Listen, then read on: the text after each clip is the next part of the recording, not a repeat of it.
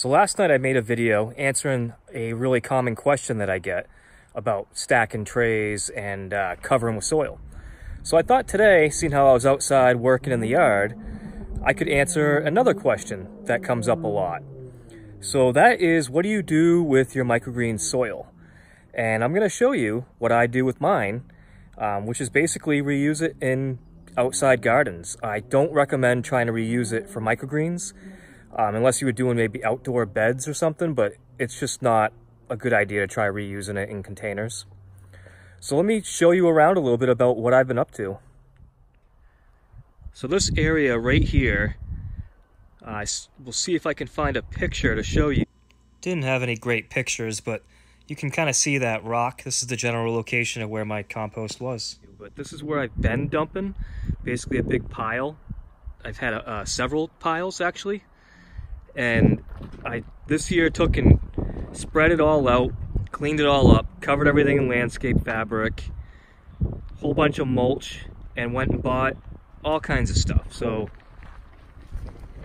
here I've got some, these are blueberries, and they're actually pink berries because they are pink lemonade. Still got the tags and everything, but I thought those would be interesting. Here's another blueberry. That's like a regular, I can't remember what the variety is, but it's not pink, but another pink one, another just normal blueberry, and another decent blueberry bush here. This one is a blue crop pie bush, but I like to have decorative plants that are edible. I like everything to be edible. Got a couple apple trees. These are really cool apple trees. These are actually, there's 4 varieties on each tree. And I got them at Home Depot. I don't usually have great luck with Home Depot, but they were such nice trees, I figured I'll give them a shot. I got another one over here. I planted a bunch of just random flowers. A rose bush. And over here is a lilac. And pretty soon, I'm going to be moving this greenhouse because I just don't like where it is. It just doesn't look good here. It's kind of an eyesore.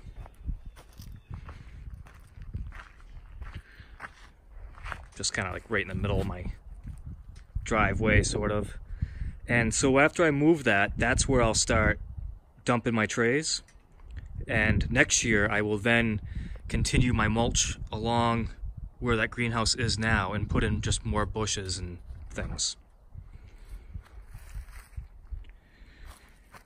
Today, this is what I was working on. So I've got my outdoor garden all planted. I've got some plants in here that I grew inside. So these were some tomatoes that I grew inside. They're doing okay. They're a little bit shocked from being put outside. I didn't wean them in slowly like you would normally do, you know, like a few hours a day in the sun and then put them back in, but I didn't do that.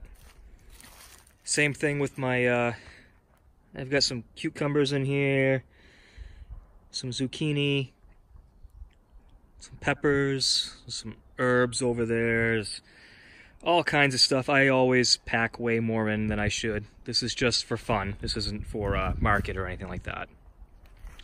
And what I've been working on today, though, was my fence. So you can see, it's mostly decorative. It's all just strapping that I painted white and then just cut up and came up with this design. I'm still going to put like chicken wire on the inside all the way around, just as high up as these short end walls. Something I can easily step over, but to maybe keep my chickens out. I just got chickens this year for the first time. And also to deter kids running through it or dogs or anything. So I thought that it would just look better the way I made it. And so these peaks being up high like that, they're mostly decorative, but they also do serve a purpose because I have peas grown in here. And I'm actually going to use these center posts to hang my string. So I'll string across back and forth, and the peas can then grow up there. So this garden last year, I actually took my pile of microgreens waste trays and threw it all in here and ground it all up with the rototiller. It actually didn't work that well though, because it wasn't composted all the way, and I actually had somebody that gave me a really good comment on YouTube and told me that he could tell that I was lacking nitrogen really badly because nothing was doing well except for green beans. And they were saying that green beans actually pull nitrogen out of the air, and most other crops pull it out of the soil, and the green beans doing fantastic and nothing else doing fantastic suggests I'm lacking nitrogen. So this year I didn't put any new microgreen soil in here this year. I have put all kinds of different nutrients in here. I had a whole bunch of a whole roots organic, basically like a hydroponic and soil kit that I just spread all through here. There was like all kinds of different kelp and bat guano, and wow, that's some serious wind. All kinds of stuff. I dumped all that in there. I've got some worm castings in there. There's some fertilizer spikes by all like the tomatoes and peppers, and I'm going to try to do a better job taking care of it this year, which is what I say every year just before I give up on it. So that's going to pretty much do it. That's what you do with your soil from your microgreens trays.